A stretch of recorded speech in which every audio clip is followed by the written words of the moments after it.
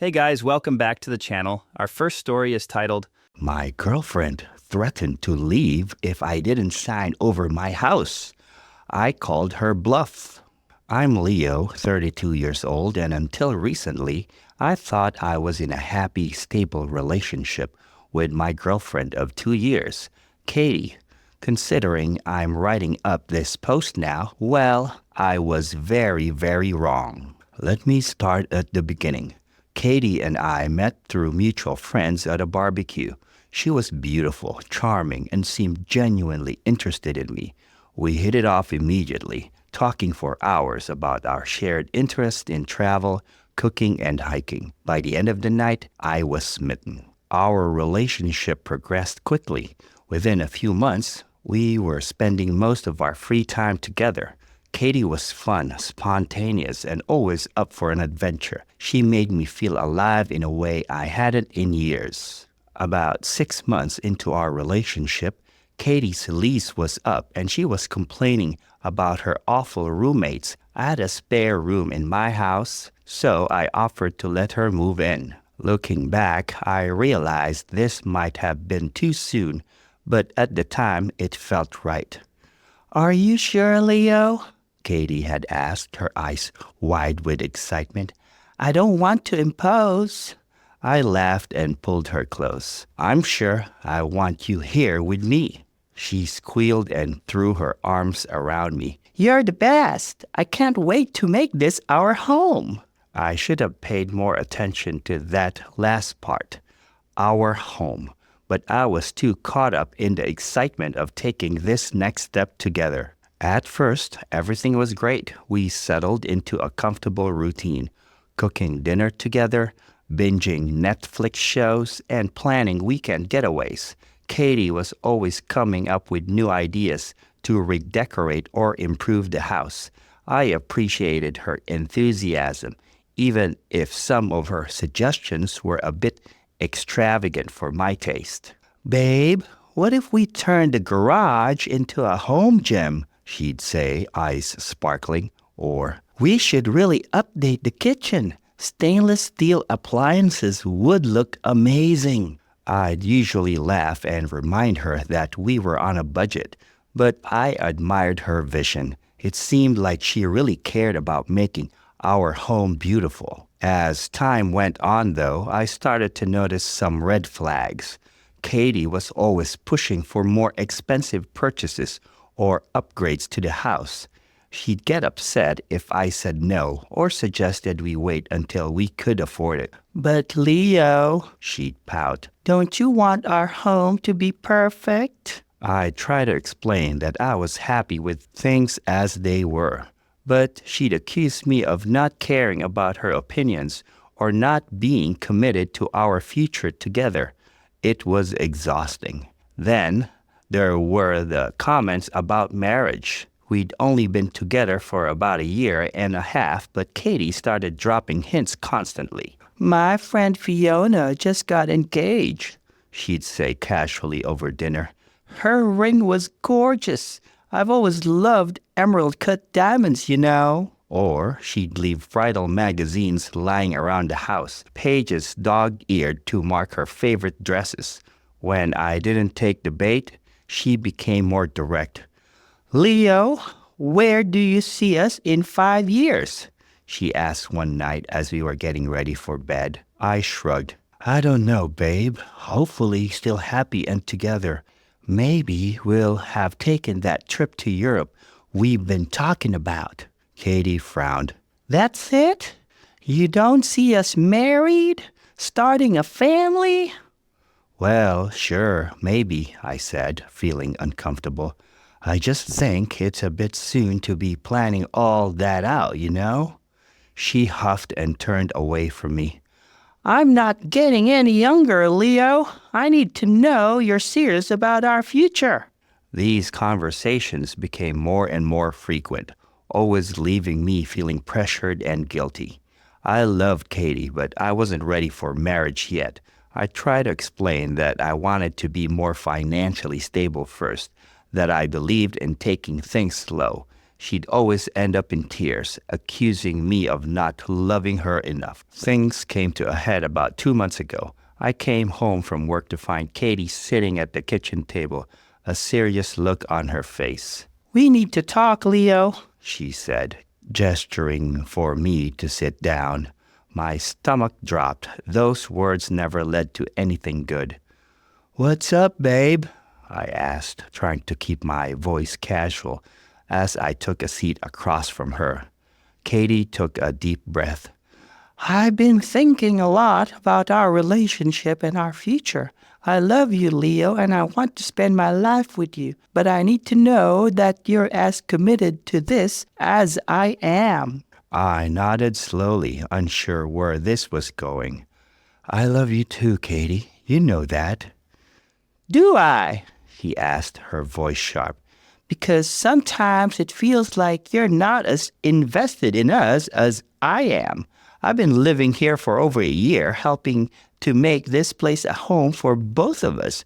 But at the end of the day, it's still just your house." I frowned, confused. "What do you mean? This is our home, you know? I want you here." Katie leaned forward, her eyes intense. "I think it's time we made it official. I want you to add my name to the deed of the house." I blinked, sure I had misheard her. "You want what?" "I want my name on the deed," she repeated firmly. "It's the only way I can feel secure in our relationship. I need to know that you see me as an equal partner, not just someone living in your house." I sat back stunned. "Katie, that's a huge ask. This house is my biggest asset. I've been paying the mortgage for years before you moved in. I just can't sign over half of it to you." Her face hardened. "So you don't trust me after everything we've been through?" "It's not about trust," I tried to explain. "It's about being practical. We're not married. What if something happened and we broke up? I could lose my house." "If you really love me, you wouldn't even be thinking about us breaking up," Katie snapped. "This is exactly why I need this. I need to know you're committed to me for the long haul." I shook my head, feeling a mix of confusion and growing anger. "I don't understand where this is coming from. I've never given you any reason to doubt my commitment, but asking me to sign over my house is way too much." Katie's eyes filled with tears. "I can't believe you're being so selfish. Don't you see how much this hurts me? To know that you don't value me enough to make me a true partner in our life together." I tried to stay calm, even as my frustration mounted. "Katie, please try to see this from my perspective. We've only been together for 2 years. Adding you to the deed is a massive legal and financial decision. It's not something I'm comfortable with right now." She stood up abruptly, her chair scraping against the floor. "Well, then I guess I know where I stand. If you're not willing to do this for me, then maybe we shouldn't be together at all." My jaw dropped. "Are you seriously giving me an ultimatum? Sign over my house or you'll leave?" Katie crossed her arms. "I'm telling you what I need to feel secure in this relationship. If you can't give me that, then yes, maybe it's best if I go." I stared at her, feeling like I was seeing her clearly for the first time. This wasn't the woman I'd fallen in love with. This was someone manipulative and entitled, someone who cared more about financial security than our actual relationship. In that moment, something inside me snapped. I was done being guilted and pressured. I stood up, meeting her gaze steadily. "If that's how you feel, then maybe you should go," I said quietly. Katie's eyes widened in shock. Clearly, she hadn't expected me to call her bluff. What?" I took a deep breath, steeling myself. You heard me. If you're willing to throw away our entire relationship over this, then go. I won't be emotionally blackmailed into making huge financial decisions I'm not comfortable with. You can't be serious. Katie sputtered. After everything we've been through. I am serious, I replied, surprised by how calm I felt. I love you, Katie, but I won't let you manipulate me like this. If you want to leave, I won't stop you. Tears spilled down her cheeks. Fine. If that's how little I mean to you, then I'm gone. You'll regret this, Leo. You'll never find anyone who loves you like I do. With that, she stormed out of the kitchen and up the stairs. I heard drawers slamming and closet doors banging as she packed her things. I sank back into my chair, my head spinning. Was this really happening? Part of me wanted to run after her, to beg her to stay and work things out. But a stronger part knew this was for the best. I couldn't be with someone who would use our relationship as leverage to get what she wanted. About an hour later, Katie came back downstairs with 2 large suitcases.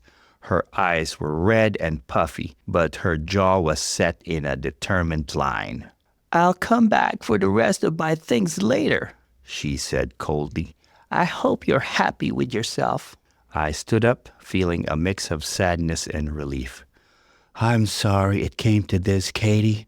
I really do love you, but I can't give you what you're asking for. I hope someday you'll understand, she scoffed. Save it. You'll realize what you've lost soon enough. With that, she walked out the door, slamming it behind her. I flinched at the sound, half expecting her to come back in and say it was all a mistake. But the house remained silent. I spent the rest of the evening in a daze, replaying our conversation over and over in my head. Had I done the right thing? Should I have tried harder to work things out? But every time I thought about her ultimatum, I knew I'd made the right choice. I couldn't build a future with someone who would use threats to get their way. What I didn't know then was that Katie had fully expected me to come running after her. She later told our mutual friends that she thought I would chase her down the street, begging her to come back. In her mind, this dramatic exit was supposed to be the push I needed to realize I couldn't live without her and would do anything to keep her, including putting her name on the deed. But I didn't chase her. I didn't call or text, pleading for her to return. And that, more than anything, seemed to infuriate her. The next morning, I woke up feeling surprisingly clear-headed. I knew what I had to do. I called a locksmith and had all the locks changed, just in case. Then I blocked Katie's number and removed her from all my social media accounts. It might have seemed harsh, but I knew if I left any doors open, I might be tempted to let her back in. I arranged for a friend to be at the house when Katie came to collect the rest of her things. I didn't trust myself to see her without wavering in my resolve. My friend reported back that Katie had been cold and businesslike, barely speaking as she packed up her belongings. But he also mentioned that she kept glancing at the door as if expecting me to show up at any moment. She seemed really surprised that you weren't there, my friend told me. I think she was hoping you'd make some grand gesture to win her back. I shook my head, feeling a mix of sadness and frustration. That's not how healthy relationships work. I'm not going to be manipulated like that. The next few weeks were tough. I missed Katie terribly, questioning my decision 100 times a day. But every time I felt weak, I reminded myself of how she tried to manipulate me. I threw myself into work and started hitting the gym more often, anything to keep my mind occupied. About a month after our breakup, I ran into Fiona, one of our mutual friends, at a minor community festival on the weekend. She looked surprised to see me. Leo, how are you doing? She asked, her voice full of concern. I shrugged. I'm okay, taking it day by day, you know. Fiona nodded sympathetically. I was shocked when I heard what happened. I can't believe Katie would do that to you. I frowned, confused. What do you mean? Fiona's eyes widened. Oh, I thought you knew. Katie's been telling everyone that you kicked her out with no warning, that you've been cheating on her and using her all along. I felt like I'd been punched in the gut. What? That's not true at all.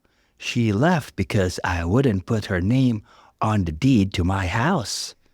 Fiona looked relieved. I had a feeling there was more to the story. Katie's version just didn't sound like you at all. She hesitated, then added, To be honest, a few of us had noticed Katie seemed really focused on your financial situation lately. She was always talking about your house and how much it must be worth.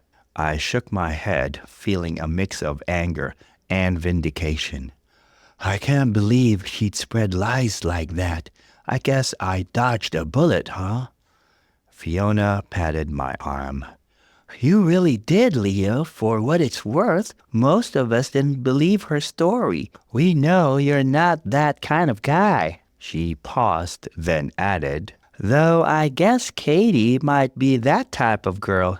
She's been telling everyone how shocked she is that you didn't come after her.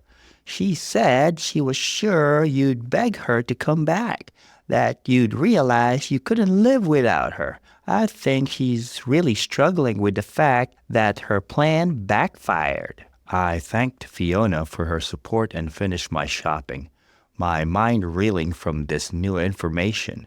When I got home, I decided to do some digging. I reached out to a few other friends, and a disturbing pattern emerged. Apparently, Katie had been complaining about our relationship for months before our breakup. She'd told friends that I was holding her back financially, that she deserved better than what I could provide. Some friends even reported that she'd been on dating apps, describing herself as single and looking to upgrade. But what really struck me was how often Katie had talked about using ultimatums to get what she wanted. She'd bragged to friends about how she could always manipulate me into doing what she wanted, how she just needed to threaten to leave and I'd cave. Leo's so in love with me, she'd reportedly told one friend. He'd do anything to keep me. I just need to push him a little, and he'll give me whatever I want. I was devastated. How could I have been so blind? The woman I thought I loved had been using me all along, seeing me as nothing more than a meal ticket and a stepping stone to the lifestyle she wanted. And worse, she'd seen my love as a weakness to be exploited. But as the shock wore off, I felt an overwhelming sense of relief. I trusted my instincts and stood my ground, even when it was painful. If I'd given in to Katie's demands, I could have lost everything. Over the next few months, I focused on healing and rebuilding my life. I redecorated the house, erasing the last traces of Katie's presence. I reconnected with old friends I'd neglected during our relationship and even started casually dating again. Through the grapevine, I heard that Katie wasn't doing so well. Without access to my house and income, she was struggling to maintain the lifestyle she wanted. She'd had to move back in with her parents and was having trouble finding a new boyfriend who met her high standards. Despite her casting her net for a new fish to hook, though, she'd been telling anyone who would listen that I would come crawling back to her eventually. She was convinced that I was just being stubborn, that I'd realize what I'd lost and beg for another chance. But as the weeks turned into months and no word from me, and continuing her endless searching for a new guy to fill the gap, her confidence began to waver. Part of me felt a petty satisfaction at her struggles, but mostly I just felt sad for her.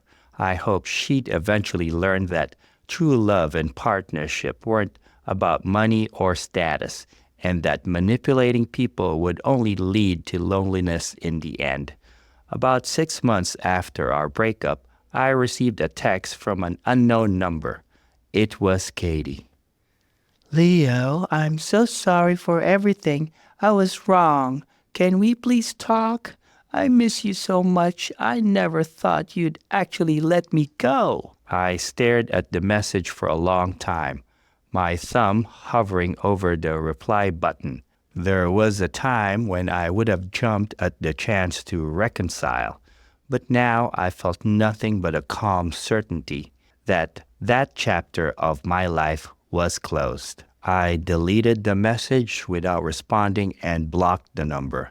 Then I went outside to work on the garden I'd started, smiling as I breathed in the fresh air and felt the sun on my face. For the first time in a long time, I felt truly free and at peace. Looking back now, I'm grateful for the hard lesson I've learned. I know now that real love doesn't come with conditions or ultimatums. It's built on trust, respect, and genuine care for each other's well-being. I'm proud that I stood up for myself and didn't let myself be manipulated or taken advantage of. I've also learned the importance of seeing people for who they really are, not who I want them to be. Katie had shown me who she was many times throughout our relationship, but I'd ignored the signs because I was in love with the idea of her, not the reality. To anyone out there facing a similar situation, remember this: you deserve someone who loves you for who you are, not what you can provide. Don't let anyone pressure you into making decisions you're not comfortable with, especially when it comes to your financial security. Trust your instincts, set clear boundaries, and don't be afraid to walk away if someone shows you they don't have your best interests at heart. And if someone tries to test your love with ultimatums or dramatic exits, don't feel obligated to chase after them. A healthy relationship isn't built on mind games or manipulation. Sometimes the strongest thing you can do is let them walk away. As for me, I'm excited for what the future holds. My house is truly my own now, a reflection of my personality and dreams. I'm open to finding love again, but I'll be much more careful about who I let into my life and my home. I've learned the value of independence and self-respect, and I won't settle for anything less than a true partnership based on mutual love and trust. Calling Katie's bluff was one of the hardest things I've ever done, but it was also the best decision I could have made. Sometimes losing someone who doesn't truly value you is the biggest win of all, and sometimes not chasing after someone who walks away is the surest path to finding yourself. Here are my thoughts about the story. Let's start off by talking about Katie for a sec. Talk about a master manipulator. At first, I was kind of feeling her, you know? She seemed fun, spontaneous, all about making their house a home. At one point, I was questioning where the problem was, and for a second was thinking that we had the wrong story. But then, boom, she hit us with the whole "put my name on the deed" nonsense. Like, girl, really? There is a line, you started pushing it, and then you just straight up broke it. I'll be honest, there was a point where I was yelling at my screen, "Leo, my dude, run for the hills." But our guy Leo knew what he was doing and stood his ground. His solution probably worked out better than mine ever would have, considering the house is what Katie wanted in the end. But here's the thing that really got me. Katie actually thought Leo would come running after her, Like, what kind of rom-com fantasy world was she living in? This isn't some Hollywood movie, honey. In real life, when you act crazy, people don't chase you down the street declaring their undying love. They change the locks and block your number. And can we talk about the aftermath? Katie going around spreading lies about Leo cheating? That's some next level petty right there. It's like, girl, you tried to finesse half this man's house and now you're playing the victim? Please. Sad to say that people like this do exist.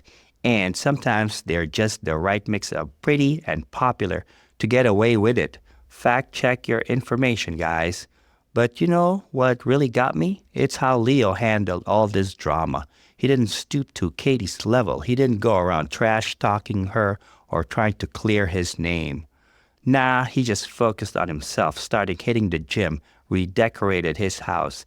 That's some real grown-up stuff right there. I gotta say, though, the part that had me cackling was when Leo's friend told him how Katie kept glancing at the door when she was picking up her stuff, thinking Leo would show up with some grand gesture. Like, what did she expect? Leo to roll up with a mariachi band and a deed with her name on it? Girl, no. Maybe if Katie was really a golden catch, but well, it's clear she's not. But for real, this story hit home for me. It made me think about all the times in my own life when I've let people take advantage of me because I thought that's what love was supposed to be. Leo's journey is a wake-up call for all of us. It's like, hey, love shouldn't feel like you're constantly walking on eggshells, afraid the other person's gonna bail if you don't do exactly what they want. And let's be real, we've all had that friend who's always in some drama, always testing their partner with these crazy ultimatums. After reading this, I'll be looking at those friends like, you need to chill before you end up like Katie, living in your parents' basement and swiping right on every dude with a house. And now, guys, we will move on to the second story of the video. Please like the video if you have enjoyed it so far. The story starts like this. My wife moved her ex into our home without asking. I gave her an ultimatum. My wife, Clara, and I had been married for 5 years and things seemed to be going well. We had our ups and downs like any couple, but I thought we were solid. That all changed the day I came home from a week-long business trip to find a stranger living in our guest room. It was a Tuesday evening when my flight got in. I was exhausted after a series of long meetings and delayed flights. All I wanted was to get home, hug my wife, and relax on the couch. I took an Uber from the airport, my suitcase stuffed with souvenirs for Clara. As I walked up to our driveway, I noticed an unfamiliar beat-up Honda Civic parked in front of our house. I figured it was probably one of the neighbor's visitors. I unlocked the front door, calling out, "Honey, I'm home." As I stepped inside, cliché, yeah, but that was our routine. Clara came rushing out of the kitchen, looking flustered. Oh, Mateo, you're back early. I thought your flight wasn't getting in until tomorrow. I frowned, setting down my bags. No, I told you I was coming back today. Is everything okay? You seem stressed. She plastered on a smile that didn't quite reach her eyes. Everything's fine. I'm just surprised to see you, that's all. How was your trip? Before I could answer, I heard heavy footsteps coming down the stairs. A tall, muscular guy with tattoos covering his arms appeared in the hallway. He was wearing nothing but a towel wrapped around his waist, his hair still wet from the shower. Hey, babe, is dinner almost ready? I'm starving. He stopped short when he saw me standing there. Hi. I stared at him in shock, then turned to Clara. What the hell is going on? Who is this guy? Clara wrung her hands nervously. Mateo, this is Luca. He's an old friend who needed a place to stay for a little while. I was going to tell you about it, but everything happened so fast, and I just didn't get the chance to. An old friend? I interrupted. You mean your ex-boyfriend Luca? The one you dated all through college? She nodded, avoiding my eyes. Yes, that Luca. He fell on some hard times recently and needed help. I couldn't just turn him away. I took a deep breath, trying to stay calm. So, you decided to move your ex-boyfriend into our home without even discussing it with me first? I'm sorry. I know I should have talked to you. Clara said.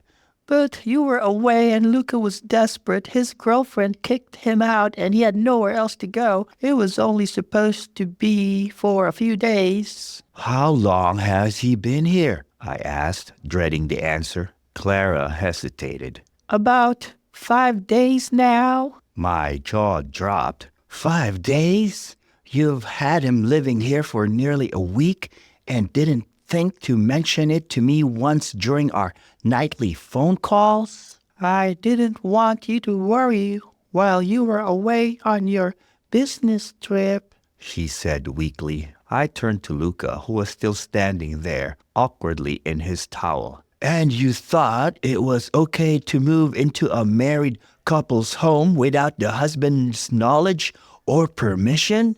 He shrugged. Hey man, Clara said it was cool. I figured she'd cleared it with you. Well, she didn't, I snapped. And I'd appreciate it if you'd put some clothes on in my house. Luca held up his hands. All right. No need to get worked up. I'll go get dressed. He headed back upstairs. I waited until he was out of earshot before rounding on Clara again. What were you thinking? How could you possibly think this was okay? I'm sorry. I know I messed up, she said. I should have talked to you first, but Luke really needed help and I felt bad for him.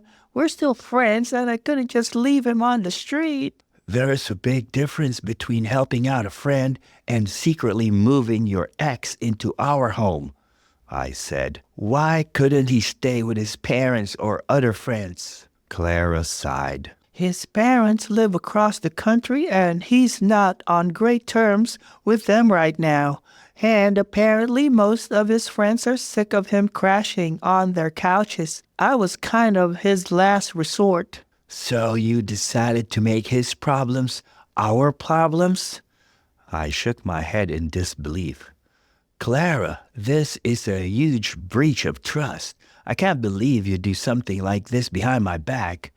I'm sorry, she repeated. I promise it won't be for much longer. Luca's looking for a new job and apartment. He should be out of here in another week or two, tops. A week or two? I exclaimed. Absolutely not. He needs to leave now. Clara's eyes widened. What? We can't just kick him out with no warning. Where's he supposed to go? That's not our problem, I said firmly. He's a grown man. He can figure it out.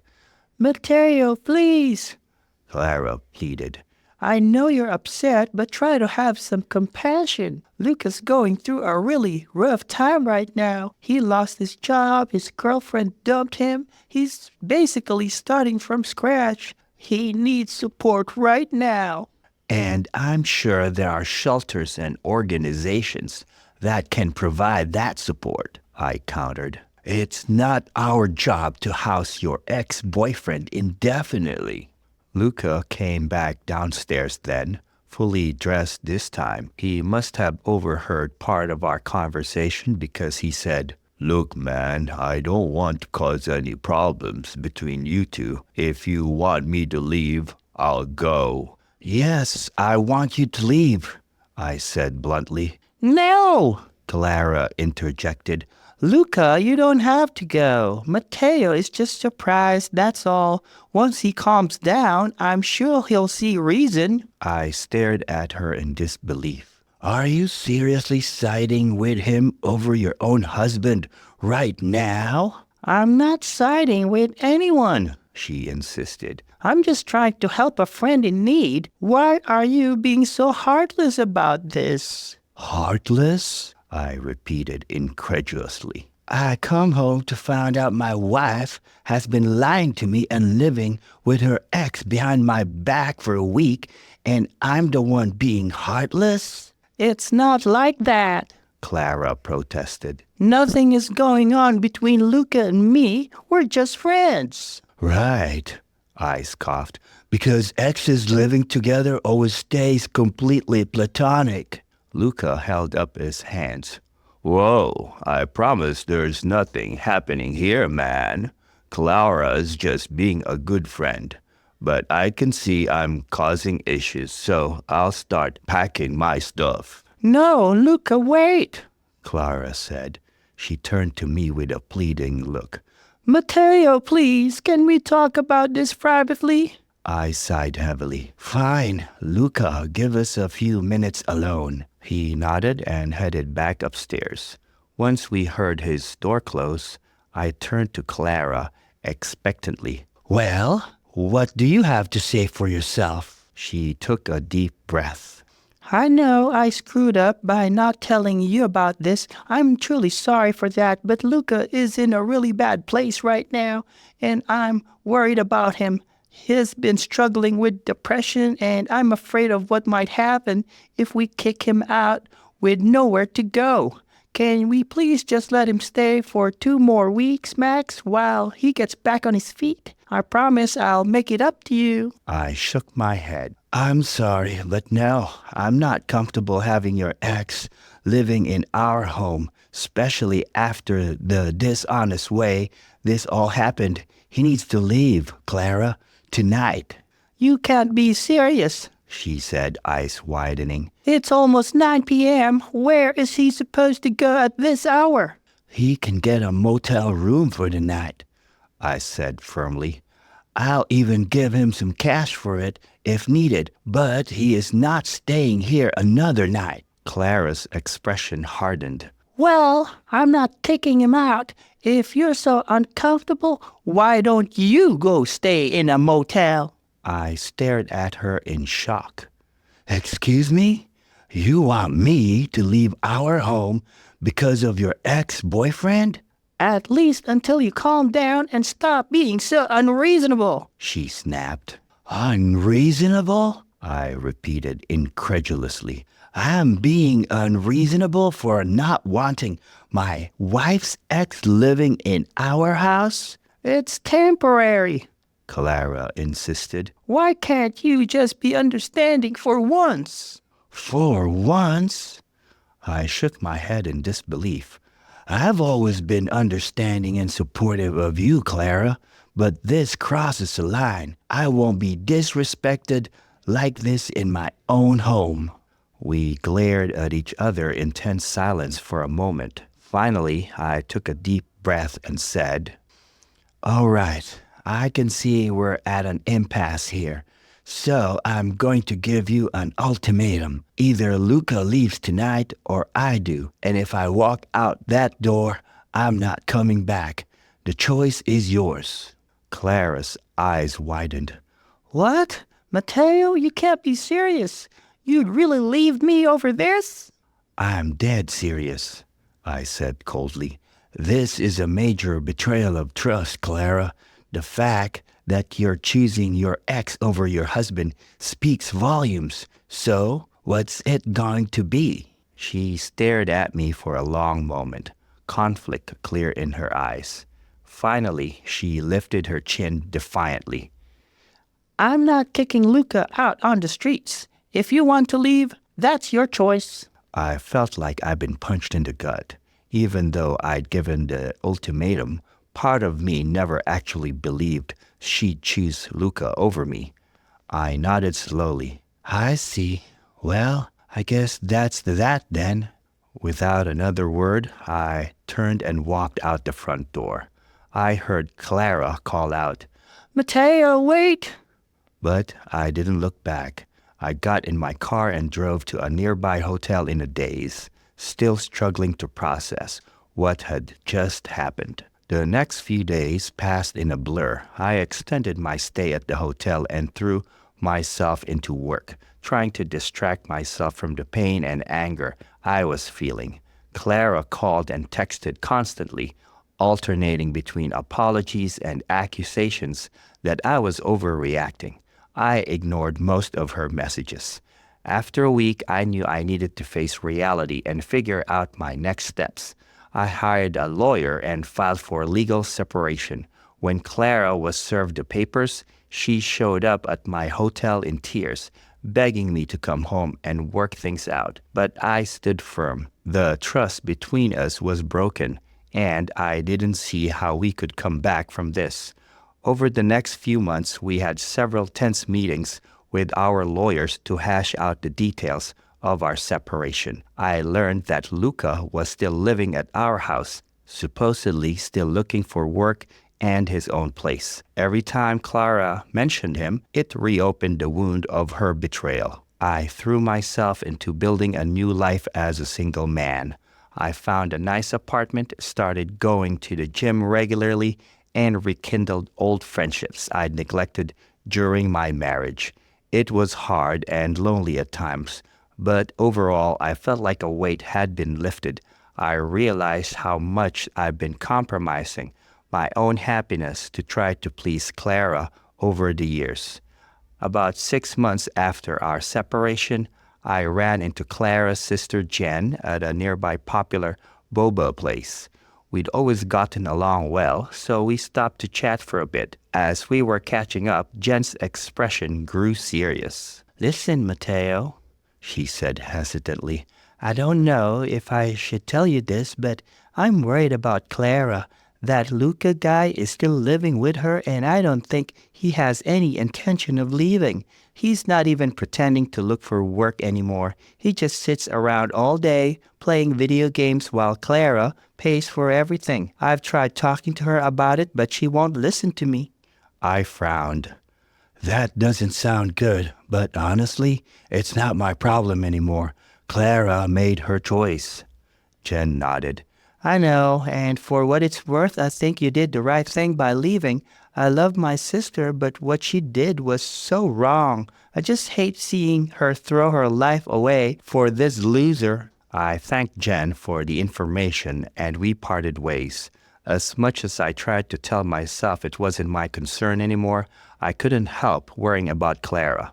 Despite everything, I still cared about her and didn't want to see her taken advantage of. A few weeks later, I got a call from a number I didn't recognize. When I answered, I was shocked to hear Clara's voice on the other end. Mateo, she said, sounding shaky. I need your help, please.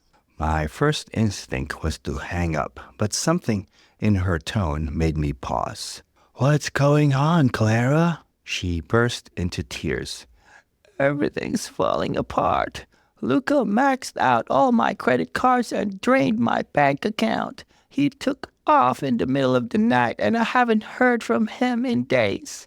I can't pay the mortgage, and the bank is threatening foreclosure. I don't know what to do. I closed my eyes, torn between sympathy and the urge to say, I told you so. Finally, I sighed. All right, calm down. Tell me everything that happened.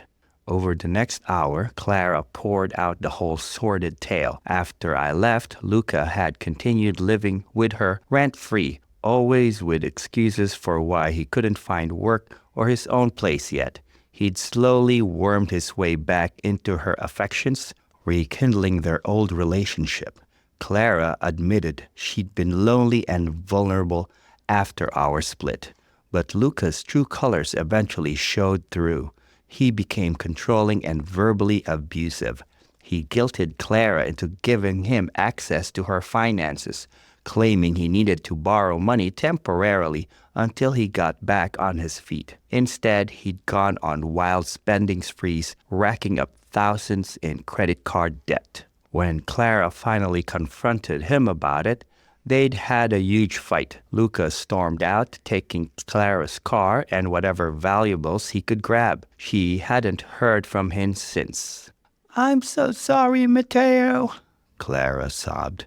You were right about everything. I was such an idiot. I've ruined everything, and I don't know how to fix it. I took a deep breath, weighing my options. Part of me wanted to tell Clara she'd made her bed and now she had to lie in it. but I knew I couldn't just leave her destitute and on the verge of homelessness. "All right," I said finally. "Here's what we're going to do. I'll help you get in touch with a financial advisor who can look over your accounts and help you figure out your options. I'll also connect you with my lawyer. You need to file a police report against Luca for theft and fraud. It may be too late to recover the money, but at least there will be a record of what he did." Thank you, Clara whispered. I don't deserve your help after how I treated you. "You're right, you don't," I said bluntly. "But I'm not doing this for you. I'm doing it because it's the right thing to do. But let me be clear. This doesn't change anything between us. I'll help you get back on your feet, but after that, we go our separate ways for good. Understood?" I understand. she said softly. I know I've lost you forever and I'll always regret it. I'm just grateful for any help you're willing to give me. Over the next few weeks, I helped Clara navigate the financial and legal mess Luca had left behind. We were able to recover some of the stolen money and work out payment plans for the rest of the debt. Clara had to sell our old house to avoid foreclosure, but at least she wasn't left completely broke and homeless. Throughout the process, Clara repeatedly tried to apologize and hint at reconciliation, but I remained firm in my decision to end our marriage. The trust between us was irreparably broken. I knew I could never look at her the same way again after she'd chosen Luca over me.